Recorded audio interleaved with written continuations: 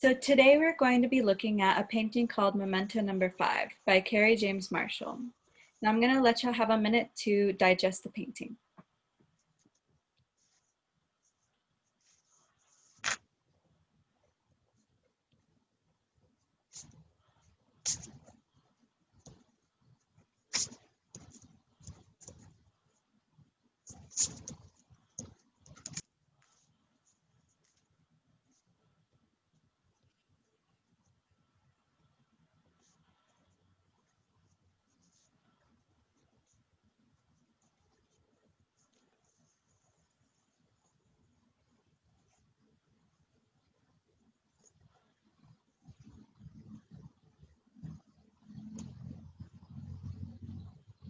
Okay, now that we had a minute to look at the painting, my first question to y'all is, what do you think is going on in this image? Well, what immediately comes to my mind is that the central figure is breaking free from something, as if she's trying to jump right out of the painting. So what I hear you saying is that you think that the silver glitter is resembling almost like bars or a Yeah, to curtain. me, it heavily resembles like a cage in the way that she's pulling back the two central lines. It looks to me like she's trying to break out of it, if that makes sense. Yeah, like almost like the character is like wanting to come off of this painting, wanting to like pop off of this image in canvas. Yes, like she's trying to get out or get away from something. Mm-hmm. For me, it kind of reminds me of like the civil rights era, almost like a remembrance of it. Um, What do you see that makes you say that? the dates in particular, the civil rights era was, I believe, like 1950s to like 1960, late 1960s. Mm-hmm. And the dates that are in the image are clearly seen. And also it's monochromatic.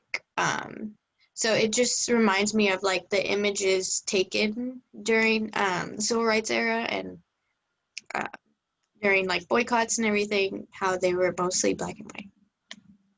Mm-hmm. Yeah, I agree. And it kind of goes back to my idea, the way she seems to be breaking free from something. That the 1960s were the very era of the civil rights movement and very close to when it was able to come to an end because things got so much better.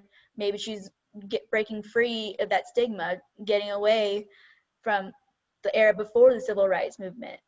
And that what a time actually reminds me of the phrase, what a time to be alive. So maybe that also has a point to it. It's a time for her to be alive because she's finally has more rights. She feels freer than she ever did. Mm-hmm.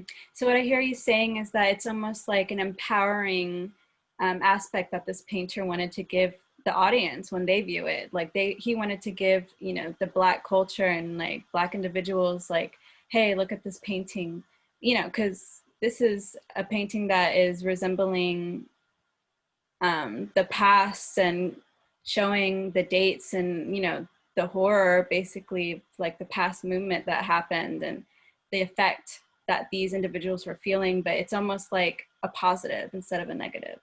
Now, how about we look closely at the painting? Take your time. What more can you find? I've noticed that the dates are like you can clearly see the dates even with the vertical glitter pattern.